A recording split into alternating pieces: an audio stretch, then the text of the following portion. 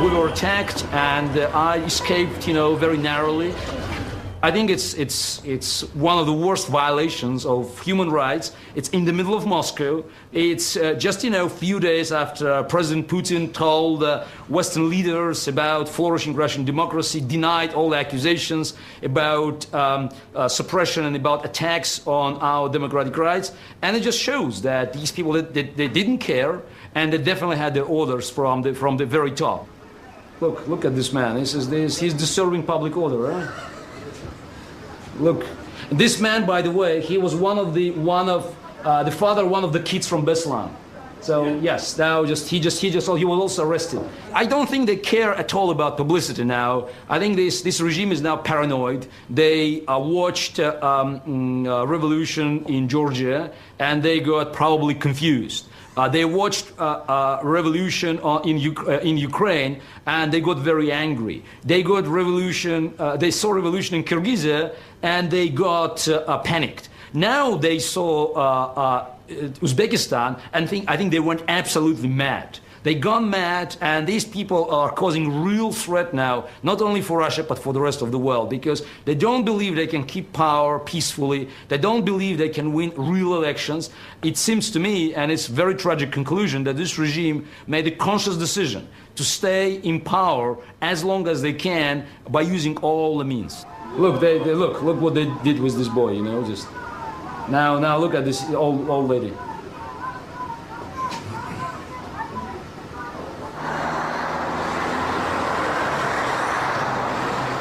No verdict. Everyone has to come back for another day. The judges plow on through a 1,000-page summary.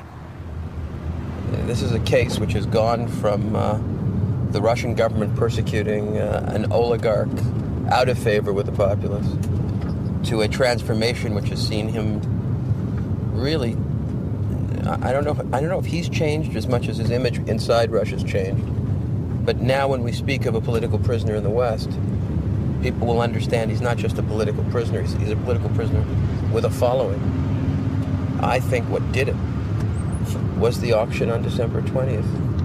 And I think everybody became convinced, both within Russia and outside, that you're dealing with a gang of thieves. Holy shit.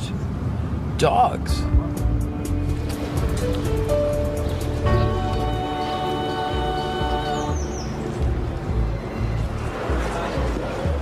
Here you have a man in a cage, in a closed-off courtroom with 25 Spetsnaz guards, and the people that are cowering in fear are the police. The pro-Khodorkovsky supporters have been banned after the bad behavior of yesterday. In their stead, an anti-Khodorkovsky pro-Putin gathering.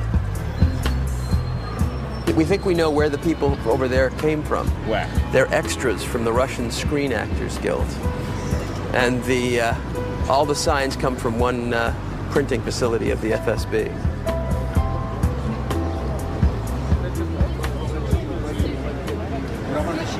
Мне предложили поучаствовать в пикетировании, я дал согласие, как москвич.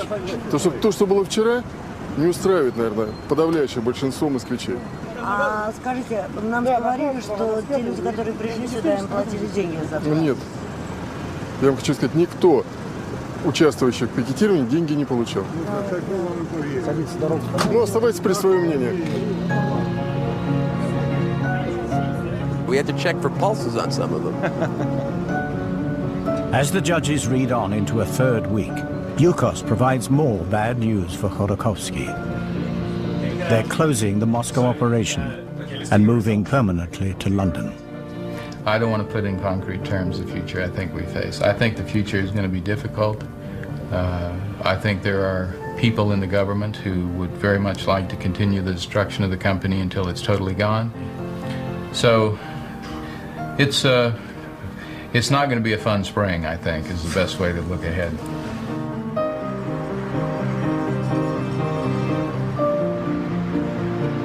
The judges have finally finished their reading. Tomorrow, they will pronounce their verdict.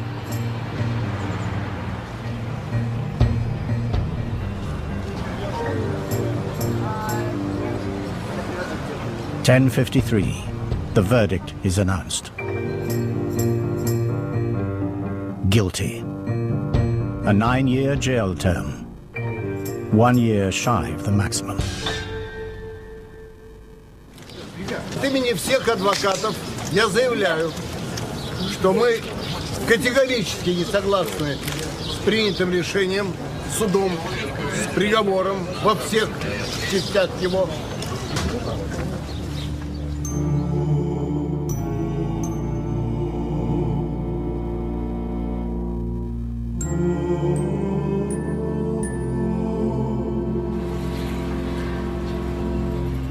The Khodorkovsky camp start their long-planned revenge.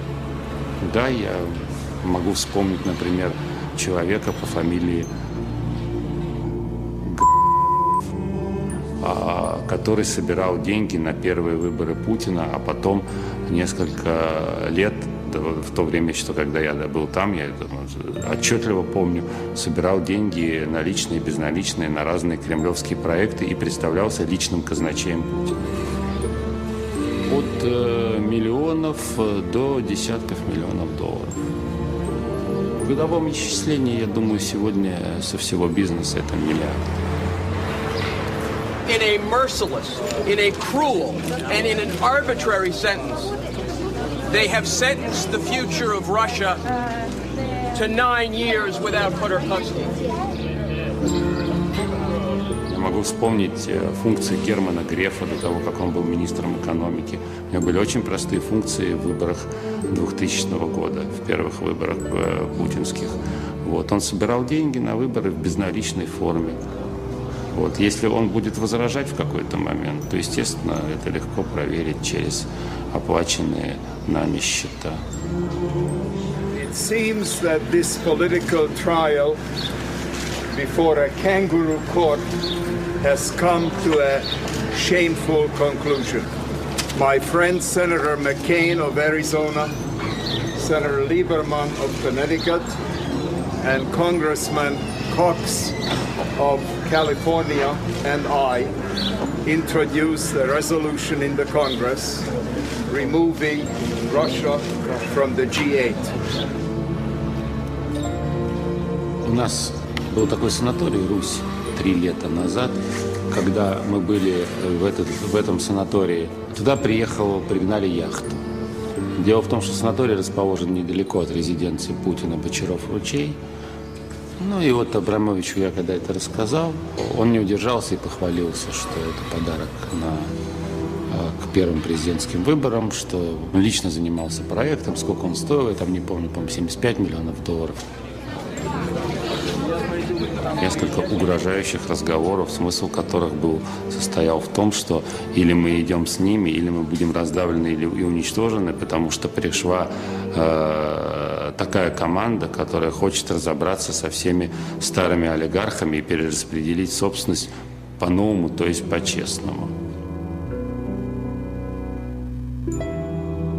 Several months on, Abramovich insists the conversation never took place. The yacht is not Putin's. The government stays silent. Then Khodorkovsky launches his appeal. Я не признаю себя виновным и считаю свою невиновность доказанной. Поэтому я буду обжаловать вынесенный мне сегодня приговор. Для меня принципиально важно добиться правды и справедливости на родине. Appeal refused. Verdict confirmed. Mikhail Khodorkovsky is sent to Siberia to serve out his sentence. The very source of his wealth. The final irony, as he leaves Moscow, 11% of the Russian population say they'd vote for him as president.